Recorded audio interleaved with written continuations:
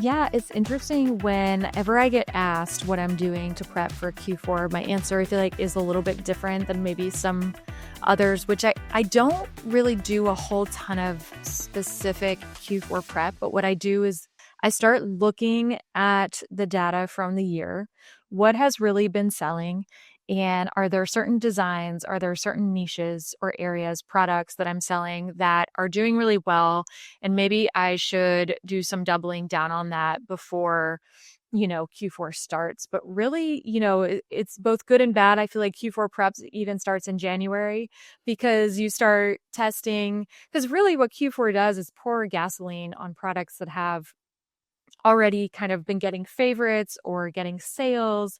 And I think that's great. So, this answer kind of has two responses, right? So, like you said, if you're a new shop, your job right now, your goal right now is to put your head down, focus on And the things build. you can control and build. That's your job. And Q4 is going to give you so much data that you can use because the traffic is so increased. You're going to have so much information at your fingertips about what Etsy buyers like from your shop, where you're getting traction, which will help carry you into the new year, and you can keep doing more of that.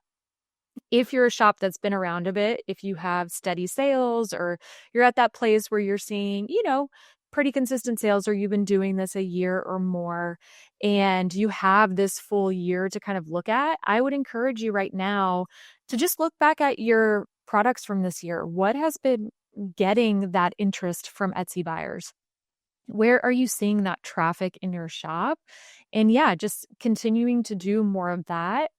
Do you want to add in some other giftable products to kind of prep for that? So it's, Q4 prep can look a little different. Something I will say logistically that I do like to do before Q4 starts is saving commonly asked questions that I get from customers.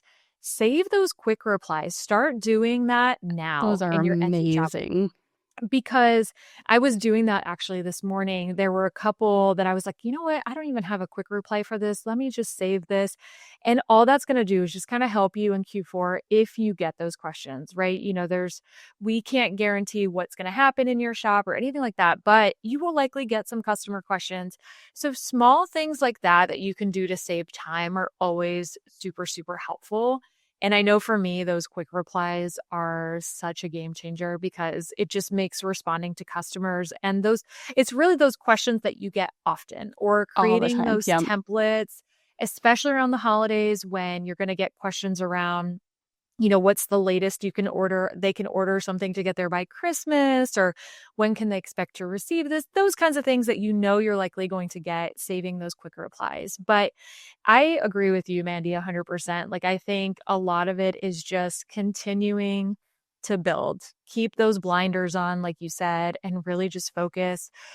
For me, my first year, a really easy thing that I did to focus on what I can control was I set monthly goals, but those monthly goals are broken down by day. So like my goal was to publish, let's say, 1 listing per day or 2 listings per day.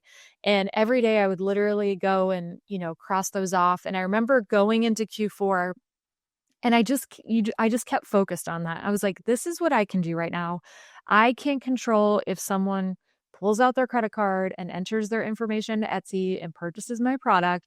But what I can control is what designs and products I'm putting in my shop, and using that data that's coming in from the Etsy traffic to figure out where to go from there. But using those really tangible daily goals or weekly goals that I could still cross off. And honestly, I still do it. I use like Asana where I track everything, but I track how many listings I've published. I Yep. track what I'm doing every day. And I think that's been like a huge, huge help, even from my first year to now. I'm in my 3rd year and I still do it because I notice such a difference when I'm just focused on those things that I can actually do. Mm-hmm.